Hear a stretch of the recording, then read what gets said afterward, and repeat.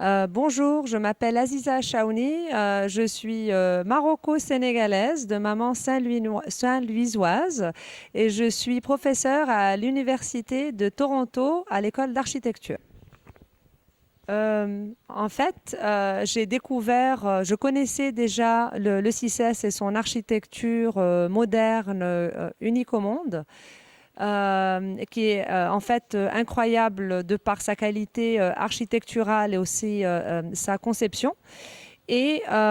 aussi du fait qu'elle représente l'héritage et les idées de feu le président Senghor.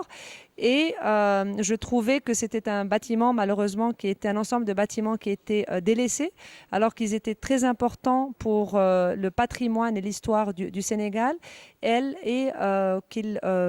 méritaient en fait qu'on les analyse, qu'on les documente et qu'on les étudie et qu'on initie une initiative pour leur sauvegarde. Alors, les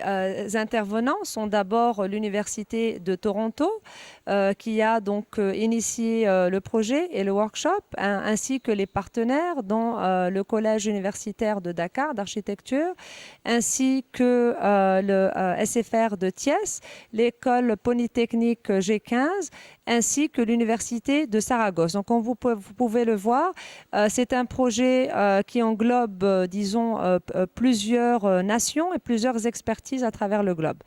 Alors, déjà, j'aimerais remercier le CICES ainsi que son personnel et ses autorités qui nous ont aidés à cette première étape. Donc, je clarifie bien que nous sommes à cette première étape qui est celle d'un workshop, qui est un temps de réflexion fait avec des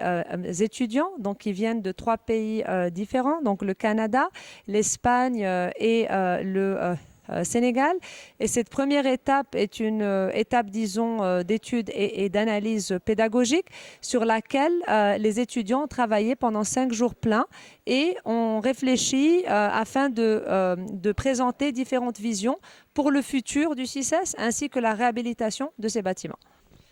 Alors, parler à la presse comme vous, par exemple, mais aussi, je pense, la première étape était d'établir des liens avec le CICES, mais aussi d'établir des liens avec des jeunes architectes sénégalais, dont M. Murtada Gueye, afin qu'ils s'engagent dans la préservation donc, de leur patrimoine, et aussi d'établir des partenariats avec des entités locales et des universités locales et obtenir, bien entendu, le soutien de Madame la ministre du Commerce, du ministère du Commerce, afin qu'elle nous soutienne dans son projet pour arriver à sécuriser des fonds internationaux, dont le fonds Getty, donc de la fondation Getty, qui pourra venir financer les études ainsi que le début de la réhabilitation du CICES.